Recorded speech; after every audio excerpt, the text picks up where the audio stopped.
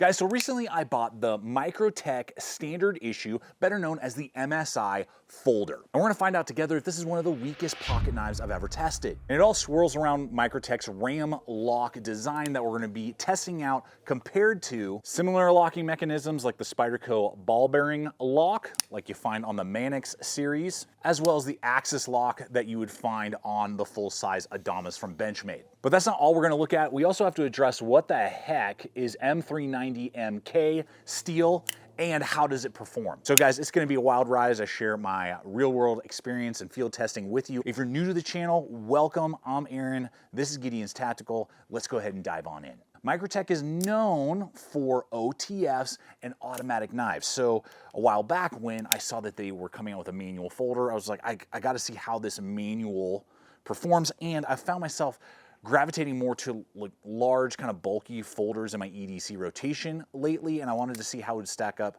to a folder I use a lot in that kind of dimension, which would be the full-size BenchMade ADAMAS.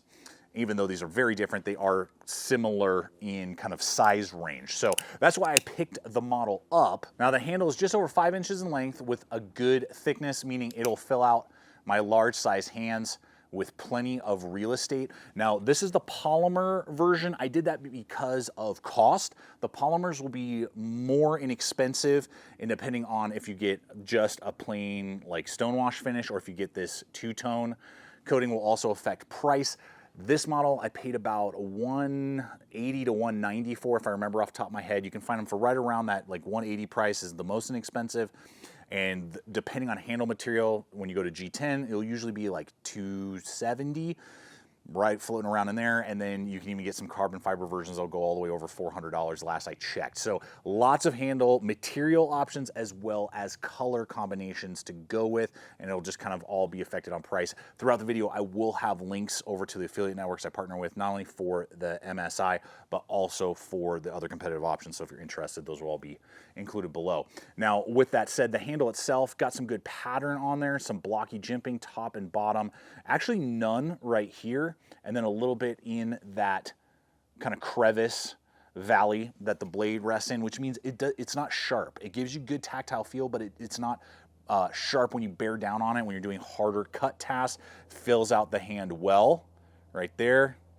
And then if you do a reverse grip, ice pick kind of style, you have a good kind of leverage point, and it'll definitely keep you in place if you're doing stabbing or slashing. Now the blade shape is very striking. It looks like a hawk bill.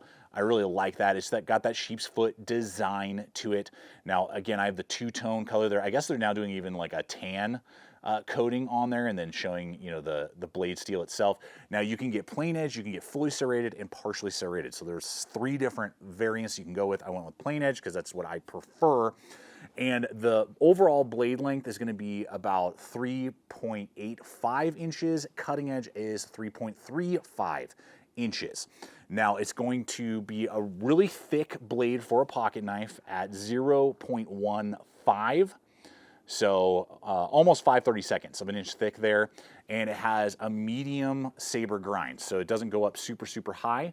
What that means is it has decent edge geometry, but it thickens up pretty quick, and so precision cuts, particularly with that first maybe inch of the cutting edge, is where you're gonna see a lot of the work done, and I was absolutely able to fly through cardboard, do zip ties, and do a lot of precision cuts that way, but because of the minimal sweep that it has, and that thicker grind, you will notice that it will bog down on long stroking cuts and just isn't quite as slicey as thinner blades, say like the SPYDERCO, which has a full flat and is much thinner. So that type of a design will just be a better slicing tool. Before being an overbuilt blade, the geometry worked well. Now, what about that M390 MK steel? What's the deal with that? Well, Microtech has been using Böhler M390 steel for quite a while now, and M390 is a great stainless steel.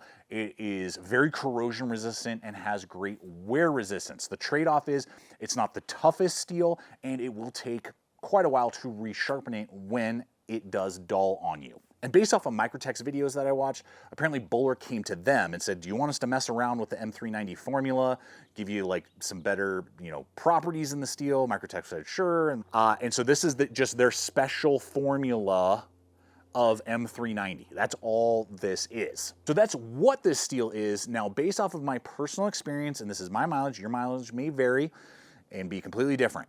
But what I have found is that it doesn't seem to hold its edge as well as some of my other M390 steel or 20CV, which is basically the same type of steel properties, steel blades that I own. As an example, I have a zero tolerance right here in 20CV. This holds a better edge than this particular Microtech with this particular steel. So it's not bad. It's not like super, dulling out on me super quick. The positive side is that it is easier to resharpen than some of my other M390 and 20CV steel blades. So that is a benefit, easier for field sharpening. So I don't know if that has to do with Rockwell hardness. I did a bunch of research digging around. I couldn't find anywhere where it stated what the Rockwell was on this, so that may have something to do with it.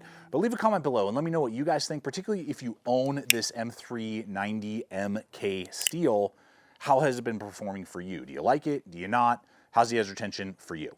Now, what about this Ram-Lok and its durability? We're gonna do impact testing in just a moment and run it up against some of those other blades that I've already run in for us to see how it holds up compared to that. But before we do, I do wanna invite you guys to hit that like button. That does help us go up in the rankings and get recommended to fellow knife lovers like yourself. And if you're not yet a subscriber, I do invite you to consider subscribing, becoming part of the GT crew here. Make sure to hit the bell icon so you can be notified every week when I put up new videos just like this. And it is truly you, the viewers, in partnership with our regular sponsors that help me to buy gear and equipment just like this, to spend time testing it and giving you guys good feedback so you can determine for yourself whether or not a piece of equipment is worth putting in your own rotation or it's better to pass on. And I want to share with you a piece of gear that goes with me every single time I go out on my outdoor adventures, and it's today's sponsor, which is Zoleo and their satellite communicator device. And this Zoleo has proved to be an essential piece of kit as I have explored some of the most beautiful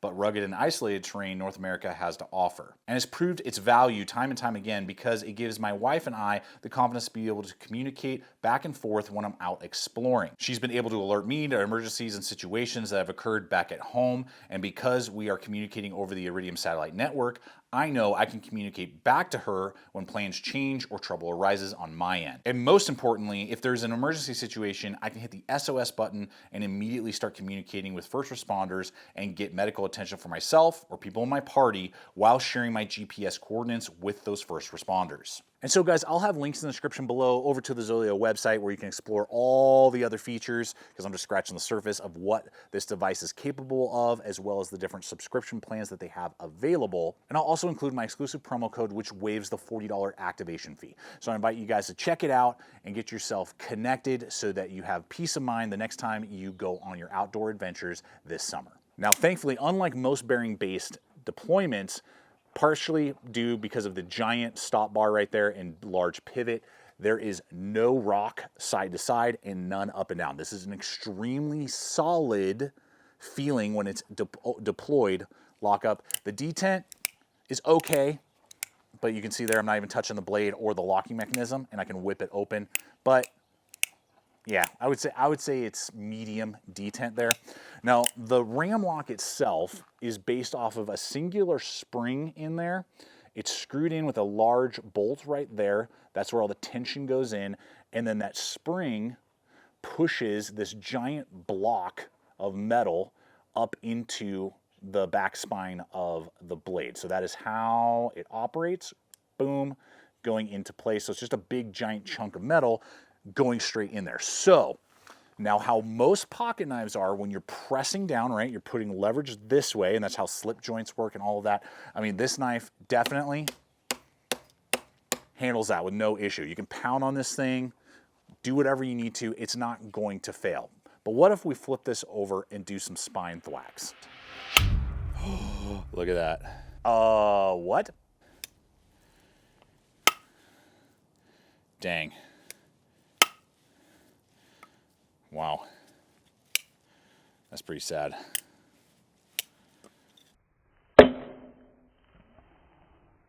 That'll just hop that spine like nothing. That is so disappointing. Just that light thwacking makes the Ram-Lok hop itself and it comes straight back on you. Now, if I use pressure, I don't feel it and I can't get it to slip out from what I can tell. I mean, I'm putting all my force to try and like close it.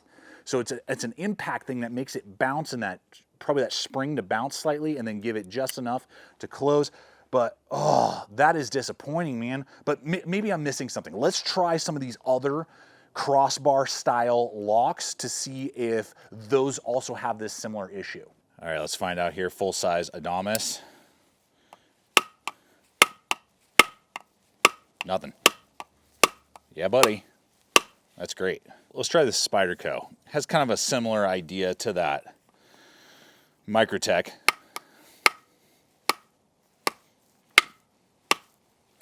Nope. Well, SPYDERCO stronger. Let's try Gerber's crossbar style lock.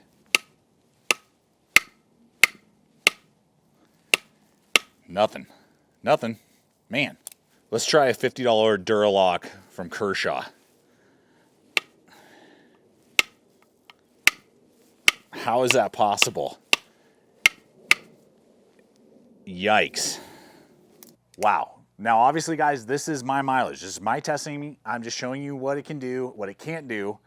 But if you were to ask me compared to all these other 4 crossbars from all sorts of different manufacturers, I would say that when it comes to spine thwacking, this MSI and the Ram-Lok is the weakest I have tested, which, man, it's just, I love a lot, and I have been carrying this quite a bit. Every other aspect of the tool. I haven't decided if I'm going to dump it now because of that or if I'll just keep it and just know what the limitations are. I mean, when we look at it compared to like obviously hard use, and you've now seen, and you can go watch my full review on the full size ADAMAS. I mean, I've baton with this thing. I've done craziness with this knife and it works great. Has never hopped that axis lock. Has never had that issue.